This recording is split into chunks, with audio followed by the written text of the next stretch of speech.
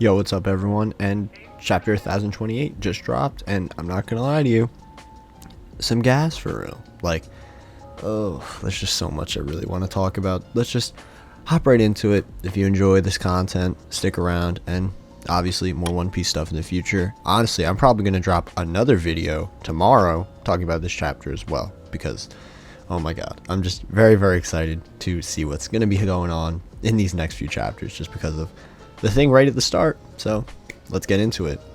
Lucci showing up. Okay, this was so cool. This was really, really cool.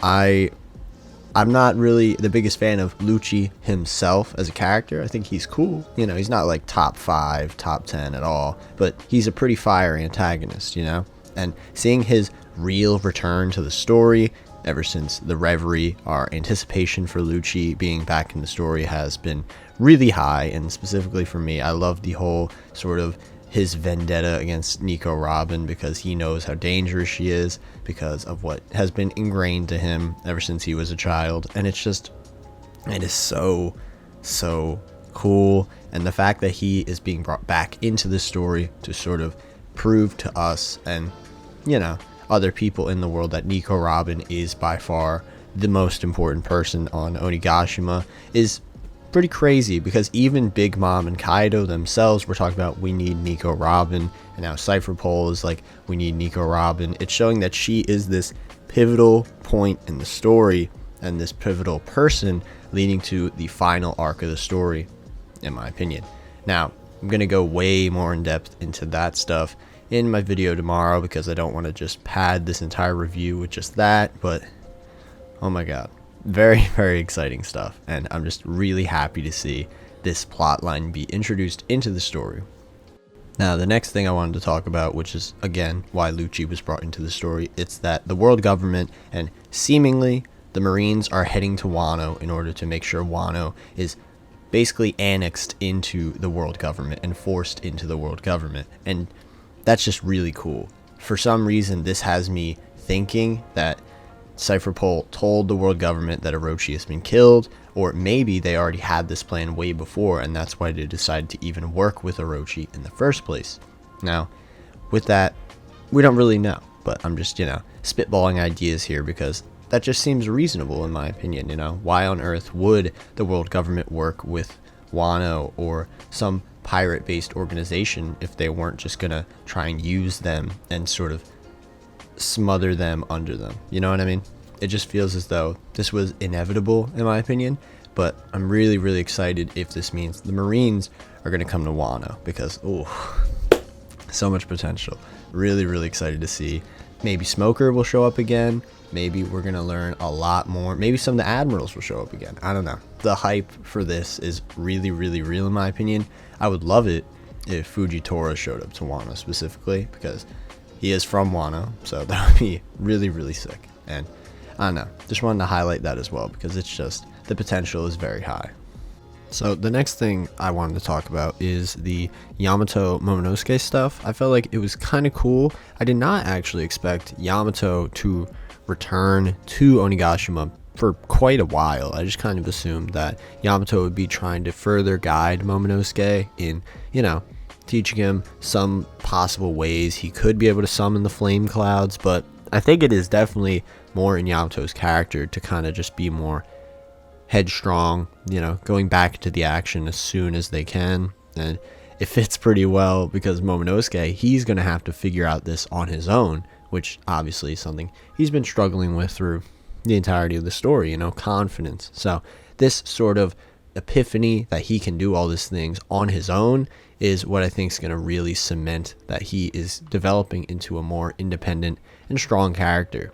And with the events that Robin possibly is kidnapped sometime in this arc, I feel as though Momonosuke would be really important, because he might be able to finally figure out the poneglyph language, because obviously he's a lot older, but I'm really hoping that's not the case. Like, I like how Momonosuke is still really, really childish, even though his abilities have been more amplified. It feels as though he himself is still in the mind space of a child, and if he was suddenly able to know everything the poneglyph says, it would have been kind of annoying in my opinion, but that seems like a definite route the story could continue on if we do continue this way. So that's just something I wanted to get out now. But overall, I'm very excited to see this sort of Momonosuke kind of discovering how to actually stop Onigashima on his own, and Yamato actually trying to disarm all the weapons was pretty cool. And they actually showed their full Zoan form, which is kind of like, just a massive wolf, very similar to, this is just something that, Western media is more aware of, but, like Amaterasu. And obviously Yamato's story in the cave is very inspired by Amaterasu, so pretty cool connection. And now the rest of this chapter is pretty much what I expected from this chapter, since Zoro and King got, their little scuffle last chapter. This is obviously going to be the Sanji Queen chapter, and I'm not going to lie, some of the stuff in it was very, very cool. There's some really neat choreography, specifically with, okay, I don't really know how to word it exactly, but essentially Queen sort of has manipulated his body, since he's a cyborg, to basically not really be a body. He's a Brachiosaurus, so he has a really long neck, and he somehow has shot his, okay, this is kind of on the trend of Sanji getting some weirder kind of opponents, but he essentially uses his tail and neck and shoots that out in a way of coiling himself around Sanji like a snake. And this is called the Brachiosaur hiss. Instead of Brachiosaurus, Brachiosaur hiss. Snake, wild. Really, really wild. It kind of fits with his personality of not really caring, always being manipulative, and trying to basically pressure everyone to doing what he says, which I think is pretty cool, not gonna lie. It's very, very bizarre, but I just wanted to highlight that first because I thought that was very odd, and it's actually the title of the chapter, Brachiosaur hiss, so definitely thought it was important to bring up. But some other things I really liked was the constant sort of build up of Sanji's body being different or acting weird, and he's been struggling a lot with it as of late, talking about how Sanji hasn't been using the rage suit as of late, even though he used it to fight King earlier. He used it to fight Page 1 way earlier in Act 1. Quick little edit right here. This is not meant to be him fighting them. He's just kind of in their scenarios while he's using the suit. Like, he was trying to get away from Page 1, and he was trying to save Momo, who was on the execution stand. So, sorry for that little mishap, and that's the actual reason he had them. He never really meant to fight in it because he didn't want to. So, yeah. Back to the actual thoughts. And Sanji's thinking, something's definitely up with my body. And we get a reveal that Sanji's, his family always has those kind of enhanced strength, enhanced abilities. And it's revealed that Sanji is kind of awakening to those abilities right now. And I'm not going to lie, I'm not really the biggest fan of this. I remember really thinking it was cool that Sanji was able to work on his abilities on his own and become a really strong person without these genes that have basically ruined his siblings' sort of lives. Sanji's a very human character, and that's what makes him, really enjoyable in my opinion, seeing that hard work really pay off. And this, I'm not against it because Sanji obviously still has his emotions, which was the main reason that his mom wanted to, save her children, make sure they're actually able to emote like human beings.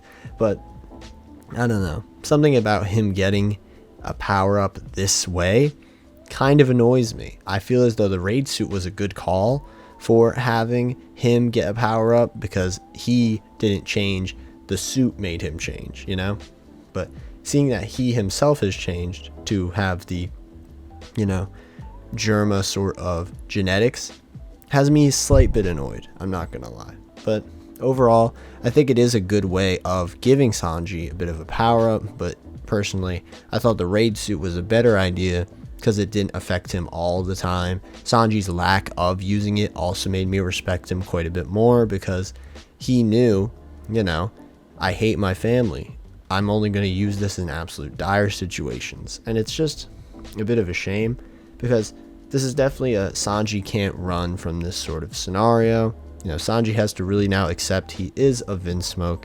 He is, you know, he has to do this. He has to really step up and accept it, which, you know, it's a bit disappointing, obviously, because I thought the suit and his hard work was a good blend of that, but it is what it is. Overall, I think it is pretty cool, and it comes for a really cool ending shot where Queen slices Sanji in the head with a sword and it just breaks on his head, and Sanji literally says, "This sucks. I don't want to be a monster too."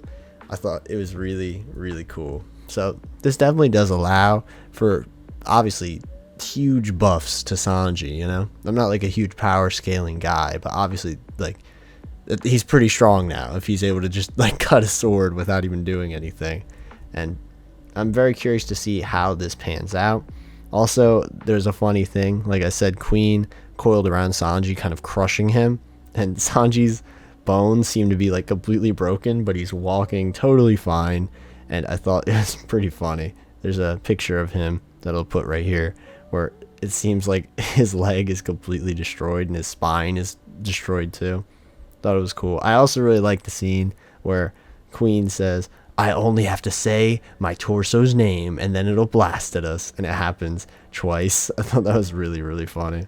So really excited to see where this goes, not just for the lore of Mads and kind of Queen's connection with Judge and some more Sanji Germa stuff, but the humor in it is honestly pretty good. I'm very curious to see if Sanji tries not to tap in to his genetics and kind of just like sees how far Queen will go and how much Queen will actually damage Sanji just without him doing anything. So I'm very interested to see where that goes. And with that, that's the end of the chapter. There's a break next week, which was honestly pretty perfect because I'm really busy next week, so lucky me.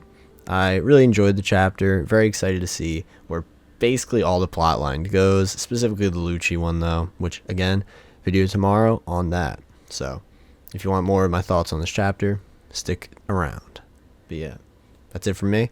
Hope you enjoyed the video. What do you think of the chapter? Let me know below. And with that, hope you have a good one.